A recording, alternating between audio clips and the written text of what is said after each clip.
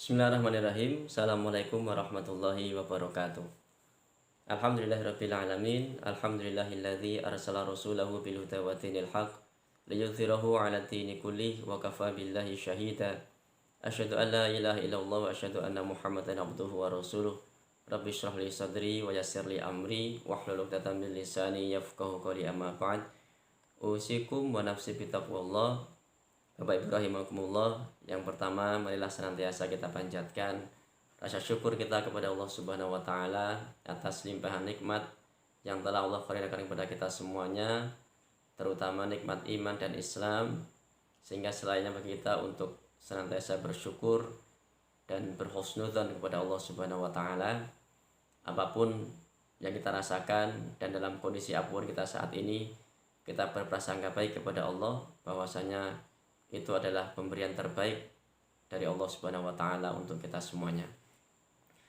Bapak Ibu rahimakumullah, orang-orang Quraisy pada zaman dahulu itu memiliki kebiasaan menyusukan anak-anak mereka kepada orang-orang Badui. Hal itu mereka lakukan bukan tanpa tujuan, melainkan demi kebaikan anak-anak mereka. Begitu pula dengan bayi yatim yang bernama Muhammad sallallahu alaihi wasallam. Dikisahkan ada serombongan wanita dari Bani Sa'ad. Mereka pergi menuju ke Mekah untuk mengambil bayi, kemudian dibawa pulang untuk mereka susui, dan mereka mendapatkan upah dari hasil susuan tersebut.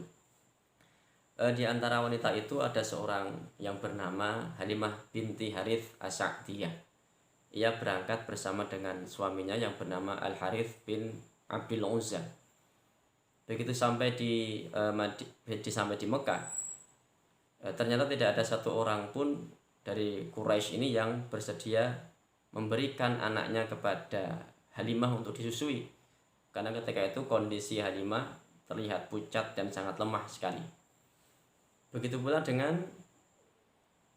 bayi Muhammad SAW, tidak ada satupun wanita yang mau mengambilnya, karena mereka tahu bahwasanya Muhammad itu adalah anak yatim, dan mereka berpikir bagaimana dia bisa mendapatkan upah dari anak yatim, sehingga tinggal tersisa antara Halimah dan bayi Muhammad tersebut.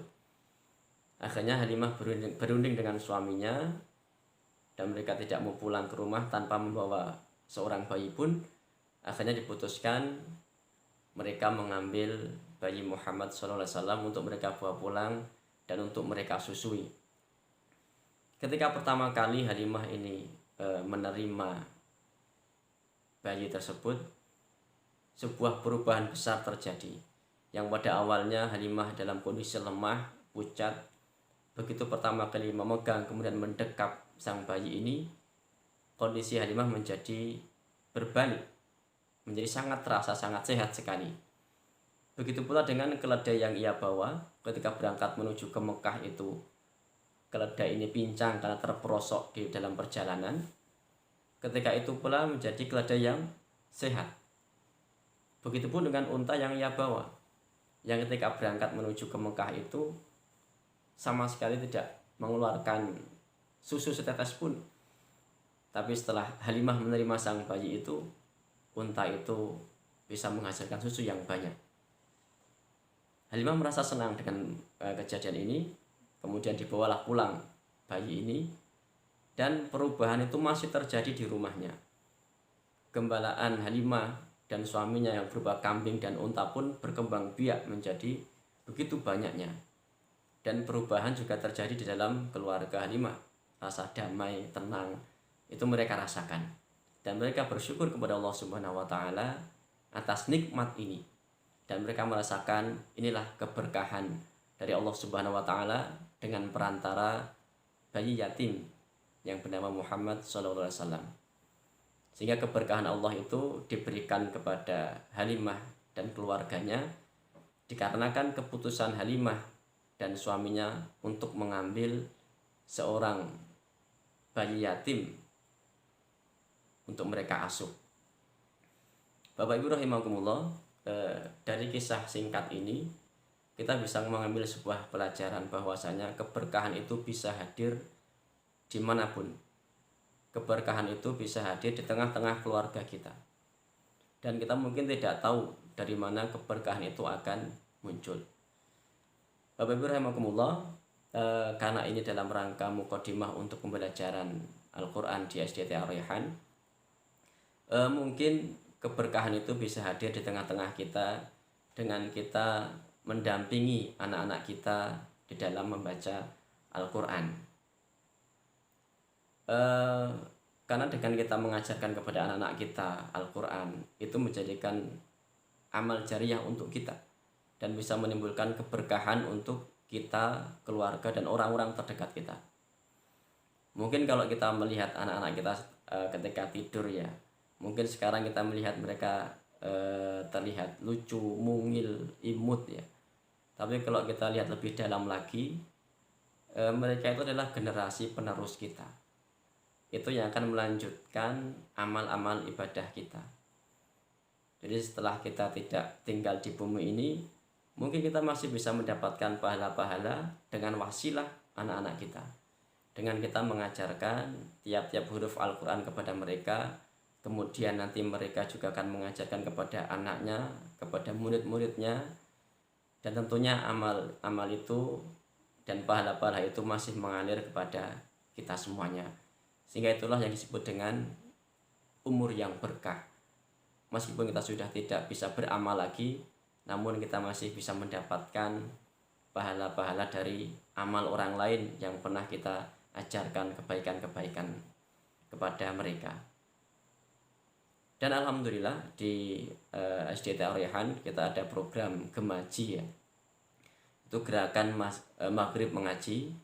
Itu dalam rangka untuk kebersamaan kita di SDT Ar-Rayhan, untuk bersama-sama setelah maghrib kita mengaji.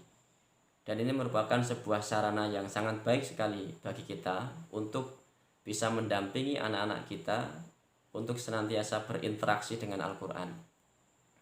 Jadi dengan Gemaji itu mungkin kita bisa mengajari anak-anak kita untuk membaca Al-Quran, atau bisa pula kita memurojaah hafalan-hafalan mereka, atau mungkin bahkan kita juga bisa menerangkan beberapa fadilah-fadilah dari Al-Quran tersebut. Karena salafus soleh juga melakukan hal ini. Mereka juga mengajarkan Al-Quran ini kepada anak-anak mereka, sehingga mereka tidak pernah khawatir ketika mereka akan meninggalkan anak-anaknya. Sebutlah Ibnu Mas'ud. Beliau tidak pernah khawatir di akhir hayatnya akan sebuah kefakiran dari anak-anaknya. Karena Ibnu Mas'ud pernah mendengarkan Rasulullah bersabda, "Man qara'a suratal waqi'ah kulla lailatin lam tusibhu faqatun abadan." Barang siapa yang membaca surat Al-Waqi'ah setiap malamnya, maka dia tidak akan pernah tertimpa kefakiran untuk selama-lamanya. Sehingga ketika Ibnu Mas'ud akan meninggal dunia, dia tidak pernah khawatir akan kefakiran anak-anaknya.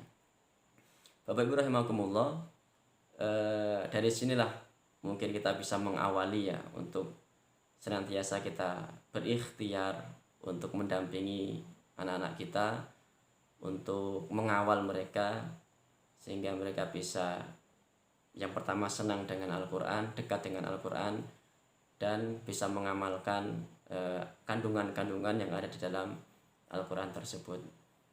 Sehingga nanti kita sebagai orang tua juga masih mendapatkan pahala-pahala dari kebaikan-kebaikan yang dilakukan oleh anak-anak kita. Semoga bermanfaat. Demikian yang saya sampaikan. Assalamualaikum warahmatullahi wabarakatuh.